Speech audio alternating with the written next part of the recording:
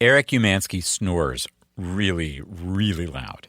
He's got sleep apnea. That's a condition where your throat closes up while you sleep. It makes your breathing actually stop and start, and it causes snoring. It's this really annoying thing. It means you're tired. It turns out not to be the best for your health. Yeah, it can contribute to high blood pressure, heart problems, diabetes. Also, snoring, not great for a marriage. Eric has had to spend some nights on the couch. Fortunately for him, there is a machine that treats sleep apnea. It's not very complicated. It just basically blows air in your face. It's called CPAP, for continuous positive airway pressure. It just literally blows the air so your airways stay open. He's had one for 10 years, and he thought the mask was wearing out. Maybe it was getting old or things were changing, but my wife actually was constantly complaining that I was snoring through my mask. He called his doctor. Doctor said, could be the mask. We'll have the supplier send you a new one. And we may need to change the settings on the machine.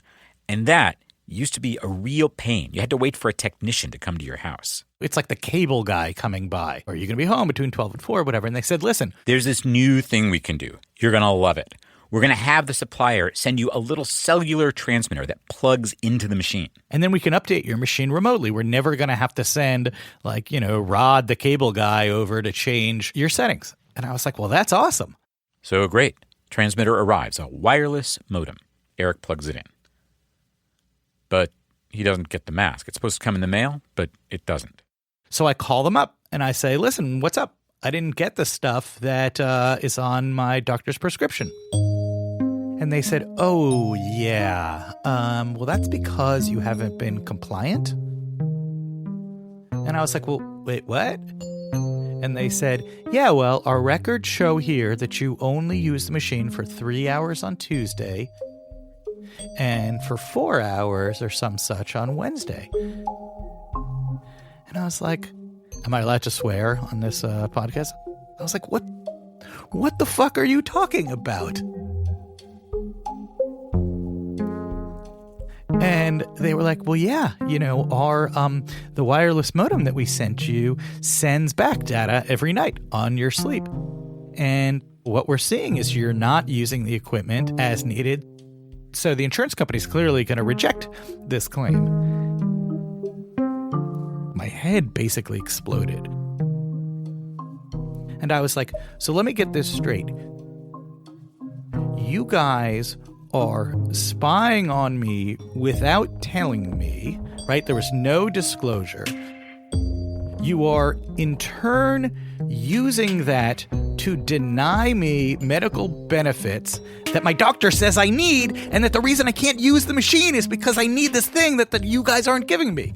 And the one was basically like, yeah, that's right. This is An Arm and a Leg, a show about the cost of healthcare. I'm Dan Weissman. And here is something the person at the other end of that phone call did not know about Eric Umansky.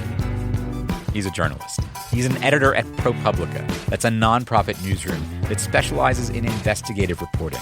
So he knows where to find a reporter like Marshall Allen, who covers healthcare. Basically down the hall. And so I went to the office and I was like, hey, Marshall. I think I got a story.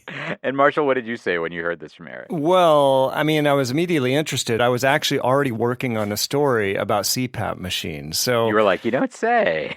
Marshall already had a good example or two with CPAP machines, and Eric's story put him over the top, especially with the privacy angle. I had also done some previous stories about how health insurers are teaming up with data brokers to gather every bit of personal information they can find about patients.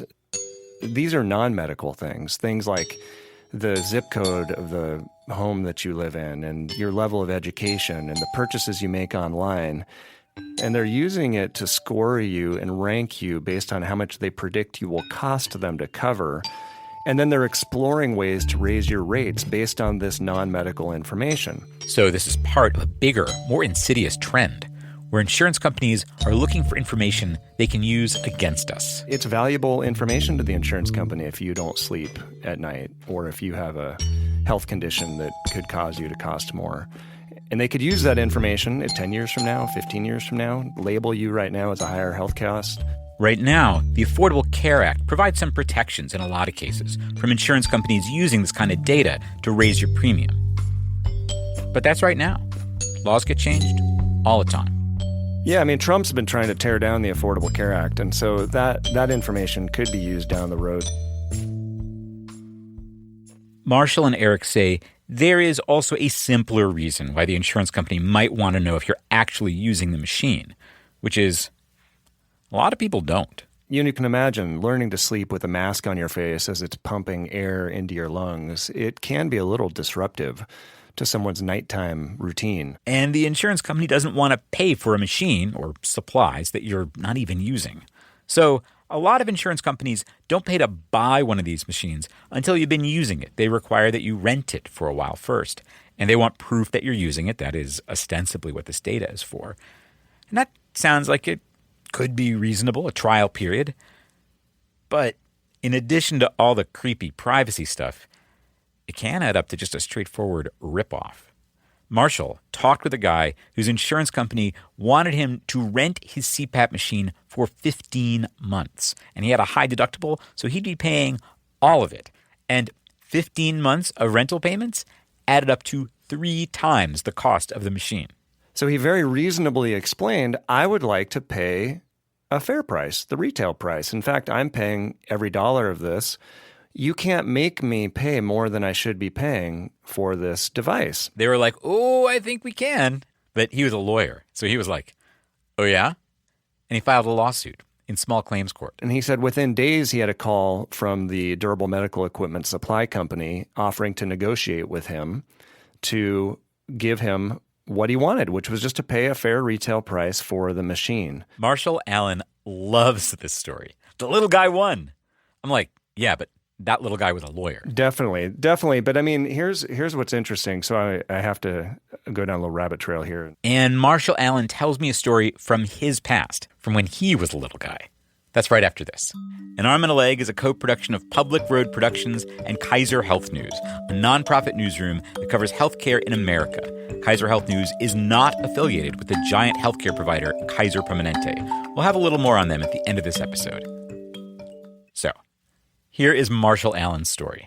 So when I was 16 years old, I worked for this dinner theater in Golden, Colorado, where I grew up. And I was the meat carver. He cut up a giant roast beef every night. One day I show up for work and they've closed down the business. They owed me like 3 weeks of pay. The guy had closed the place without paying us and said, there's no money. We shut down the business. We can't afford to pay you. You're out of luck. Well, we were all pretty angry about that. We were really angry because they had opened a sister dinner theater under the same company umbrella across town. And we all knew that. And we were like, well, if you can afford to keep your other place open, you can afford to pay us. And they said, sorry, kids, you're out of luck. Marshall goes home, tells his mom what's going on. And my mom tells me, you should sue him. I'm like, Mom, what do you mean? I can barely drive. How can I sue the guy? She goes, you should take him to small claims court. So lo and behold, I go down, I fill out the paperwork. It's a few paragraphs. It's easy to fill out the paperwork in small claims court. I fill out the paperwork and turn in like $10 at the time or whatever it costs. It's not that expensive to file one of these cases. And I get a notice in the mail like 6 weeks later, and I have a court date. And I'm like geared up for this big Perry Mason moment. Perry Mason was a lawyer on this super old TV show, Courtroom Drama. But this wasn't a courtroom. It's more like a conference room, and there's some administrative hearing judge in there. And lo and behold, the owner of the company and his attorney had to show up in court there with me. And I thought we'd have a big argument. All the administrative judge did is he read my few paragraphs on the little thing I'd written up, and he looks over at the owner and he goes, is what this kid's saying true? And the owner's like, well, yeah. And the judge is like, give this kid his money. And I was like, this is amazing. You know what? Maybe the court system does actually work every now and then. Maybe every now and then the little guy can win. Apparently a 16-year-old punk can just go fill out a form and a make 16-year-old Marshall Allen. So, you know. I was maybe more assertive than most children, I will say that. Okay, all that is really, really cool. And by the way, Marshall Allen and I are both really interested in stories like this. If you have taken your insurance company or provider to small claims court, or if you are thinking of giving it a shot, please get in touch. Meanwhile, not everything is so black and white. We don't always have an easy bad guy to fight, just this worry that we might be getting taken, like when they're collecting information about how we sleep. And in fact, the week I talked with Marshall and Eric, I got a CPAP machine. Because like Eric, I snore really loud, and it has driven my wife nuts for years. And it turns out I've got sleep apnea, like pretty bad. But having read Marshall's story, I kind of had my guard up through the whole process, which was awkward. My doctor was super nice, and she let me record some of our conversation. We have the software to download the data from those machines, so we can access it, so we know what you're doing at night. Yeah. Yeah, no, that's good. It's not a bad thing. It's good. I'm doing a story, actually, with these CPAP machines, and these people from ProPublica did this story. They were like, my CPAP machine is spying on me. Yeah. Unfortunately, many insurers want that data from us to show that you're using it. Because if you're not, to them it's a complete waste of time and money to give you a $2,000 machine that you stick in a closet. So they want proof of use. And that's what that's for. But more importantly, it's actually for you, too. Because what we find is that data, when people have access to it and they can see what they're doing, it really makes people use it better. Now, is somebody sitting here and looking at your data day after day? Absolutely not. We don't have the time to do that. Other than that, nobody really cares. We're not visually seeing anything that's going on. All we're looking at is breathing patterns and apnea numbers. I don't know who else is interested in that, but that's what we are interested in. So. Okay. I like her a lot. And my wife and I are sick of taking turns sleeping on the couch with all the snoring. Honestly, that woman is a saint. So I went to get myself a machine. And I asked Marshall Allen for some advice before I went and picked it up. Ask the insurance company to tell you, once you've confirmed my compliance with use of the device, you're going to destroy the data, right? It's not going to remain on your servers. I mean, why would you need it? You just need it for compliance. Yeah, honestly, I have not done that yet. Just like I always accept the terms of service on those pop-ups without reading anything. I think Eric Umansky knows exactly what I'm talking about. How much do I really give a shit? How dedicated really am I to this tiny portion of my life? Frankly, I don't want to be very dedicated, right? It's like a big pain in my ass. We are either, forced to go all in and, exert lots of time and kind of emotional labor, or to just suck it up, basically, and be taken advantage of. Yeah. Yeah, that's what. Well, that I think is a theme on this show. that's what gets me about a lot of this stuff is that you think that it's an industry that is setting out to help you and to serve you and to take care of you. Yeah. But then what you end up finding out is that it's actually behind the scenes they've stacked the deck against you. And that's what Eric found out the hard way through this like kind of shocking realization. Like, well, what do you mean you're monitoring me? Yeah. And now you're denying me the thing that my doctor said I need. Yeah. And that's sort of the realization that a lot of patients end up having is that unfortunately you feel they feel betrayed by a system that has been set up to heal them. I think that's an important thing that you just named, that there's this feeling of betrayal. Because, of course, when we let our doctors or anybody involved, we let anybody in, that's a very intimate thing. We're asking for help. We're allowing our body to be examined and intervened with and whatever, You have to watch me while I sleep. That word betrayal, that really lands. Right.